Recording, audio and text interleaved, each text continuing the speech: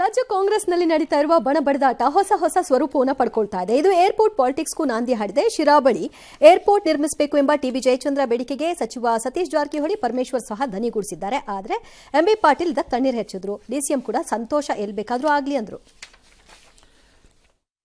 ನಮ್ಮ ಅನುಕೂಲಕ್ಕಾಗಿ ನಾವು ಶಿರಾ ಅಂತ ಹೇಳಿದ್ವಿ ಅಷ್ಟೇ. ಬರ್ದಿದ್ದೀವಿ ನಾವು ಪತ್ರ. ನಾವು ಏನೋ ಯಾರೋ ಕೊಟ್ಟರು ಕೂಡ ಟೆಕ್ನಿಕಲಿ ಫೈನಲ್ ಮಾಡೋರು ಅವರು. ಬೆಂಗಳೂರನ್ನು ಟ್ರಾಫಿಕ್ನಿಂದ ಮುಕ್ತ ಮಾಡಬೇಕು, ಆ ದೃಷ್ಟಿಯಿಂದ ನಾವು ಬೇಡ ಅಂತ ಹೇಳಿದ್ವಿ. ಎರಡನೇದು ಆ ಕಡೆಯವ್ರಿಗೆ ಅನುಕೂಲ ಆಗುತ್ತೆ. ಶಿರಾ ಆಗಲಿ, ಕೊರಟಗೆರೆ, ಮಧುಗಿರಿ ಇವೆಲ್ಲ ಈ ಭಾಗದಲ್ಲಿ ಆದರೆ ಭಾಳ ಅನುಕೂಲ ಆಗುತ್ತೆ. ಎರಡು ಕಡೆ ಅವರು ಸರ್ವೆ ಮಾಡಿದ್ದಾರೆ ಅಂತ. ಒಂದು ಏರ್ಪೋರ್ಟ್ ಅಂದ್ರೆ ಅದು ಟುವರ್ಡ್ಸ್ ನೆಲಮಂಗಲ ಬರ್ತದಲ್ಲ, ಈಗ ಇದು ಆ ಕಡೆ ಜನಕ್ಕೆ. ಶಿರಾಗ್ ಮಾಡಿದ್ರೆ ಬೆಂಗಳೂರು ಇಂಟರ್ನ್ಯಾಷನಲ್ ಏರ್ಪೋರ್ಟ್ ಆಗಲ್ಲ. ಅದು ಏನಾಗ್ತದೆ, ಡಿಸ್ಟ್ರಿಕ್ಟ್ ತುಮಕೂರು. ನಾನು ಯಾವ ಸುದ್ದಿಗೂ ಹೋಗಿಲ್ಲ, ನಾನು ಕನಕಪುರನೂ ಗೊತ್ತಿಲ್ಲ ನನಗೆ. ಡಿ ಕೆ ಶಿವಕುಮಾರ್ ನಂಬಕ್ಕಾಗಲ್ಲ ಇಂಥದ್ರಲ್ಲೆಲ್ಲ. ಬಟ್ ಏರ್ಪೋರ್ಟ್ ಏನು ಅನ್ಕೊಂಡಿದ್ದೀರಿ ನೀವೆಲ್ಲ? KSRTC ಬಸ್ ಸ್ಟ್ಯಾಂಡ್ ಅನ್ಕೊಂಡಿದ್ದೀರೋ ಹೆಂಗದನ್ನ? ಏನು ಅನ್ಕೊಂಡಿದ್ದೀರಿ ಅದನ್ನ? ಪರಮೇಶ್ವರ್ ಆಗಲಿ, ಜಯಚಂದ್ರ ಆಗಲಿ ಎಲ್ಲ ಬೇಕಾದಂಗೆಲ್ಲ ಯೂನಿವರ್ಸಿಟಿ ಬೋರ್ಡ್ ಹಾಕೊಂಡ್ರಲ್ಲ, ಹಂಗ ಅಲ್ರಪ್ಪ. ಬಿಸ್ನೆಸ್ ಅದು, ಇಟ್ ಕಾನ್ ಬಿ ಇದು. ನಂಬರ್ 2, ಯಾಕಪ್ಪ ಈ ಶಿರಾಲ್ ಮಾಡೋ ಮೂಲಕ 20 ಜಿಲ್ಲೆಗೆ ಲಾಭ ಆಗುತ್ತಂದ್ರೆ ದಾವಣಗೆರೆಯಲ್ಲಿ ಮಾಡಿಬಿಡಿ. ಹಾಂ, ಹೊನ್ನಾಳಿಲಿ ಮಾಡೋಣ, ಬೇಡ.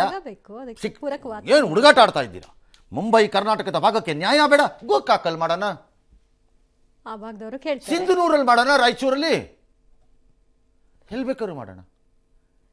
ಏನು ಅನ್ಕೊಂಡು ಮಾತಾಡ್ತಿದ್ದೀರಪ್ಪ ಎಲ್ಲರೂ? ಜೋಕ್ ಮಾಡ್ತಾ ಇದ್ದಾರೆ. ಹೋ, ಹಣೆ ಬರಹ ನಿಮ್ಮಂಥವ್ರ ಆಡಳಿತಗಳಲ್ಲಿ ನಾವಿನ್ನೂ ಇಲ್ಲೇ ಉಸಿರಾಡ್ಕೊಂಡು ಸಾಯಬೇಕು ಅನ್ನೋದು. ಟ್ಯಾರಿಫ್ ವಿಚಾರದಲ್ಲಿ ಚೀನಾ ಹೊರತುಪಡಿಸಿ ಎಲ್ಲರ ಮೇಲೆ ಟ್ರಂಪ್ 90 ದಿನದ್ದು ತಾತ್ಕಾಲಿಕ ತಡೆ ಕೊಟ್ಟಿದ್ದಾರೆ. ಹಾಗಾಗಿ ಎಲ್ಲ ಸ್ವಲ್ಪ ಉಸಿರಾಡ್ಕತ್ತಿದ್ದಾರೆ. ಏನು ಉಸಿರಾಡ್ಕೊಂಡ್ರೇನು, ಚೀನಿಯರು ಮಾತ್ರ ನಾವು ಯಾವುದಕ್ಕೂ ಎದರಲ್ಲ, ಹೋಗ್ರೆ ಅದೇನು ಮಾಡ್ತೀರಾ ಮಡ್ಕಾಗ್ರೆ ಅಂದಿದ್ದಾರೆ. ಇದು ಡಿ ಕೆ ಶಿವಕುಮಾರ್ ಅವರು ಇಂಟರ್ನ್ಯಾಷನಲ್ ಅಫೇರ್ಸಿಗೆ ಬಂದಿದ್ದಾರೆ ಸ್ವಲ್ಪ ಅವರು. ಇದು ಅಮೇರಿಕನ್ ನಿರ್ಧಾರದ ಬಗ್ಗೆ ಕೇಂದ್ರ ಯಾಕೆ ಮಾತಾಡ್ತಿಲ್ಲ ಅಂತ, ಅದು ಮೋದಿ ಅವ್ರಿಗೆ ಫೋನ್ ಮಾಡಿ ಹೇಳ್ತೀವಿ, ನಿಮ್ಮನ್ನು ಕನ್ಸಲ್ಟ್ ಮಾಡಿ ಅಂತ. ಬರ್ತಾರೆ, ಬಂದಾಗ ಯಾವಾಗಲೂ ಒಂಚೂರು ಡೆಲ್ಲಿಗೆ ಹೋದಾಗ ಕನ್ಸಲ್ಟ್ ಮಾಡಿಬಿಟ್ಟು ಒಂಚೂರು ಅಡ್ವೈಸ್ ಕೊಟ್ಟು ಬಂದುಬಿಡಿ.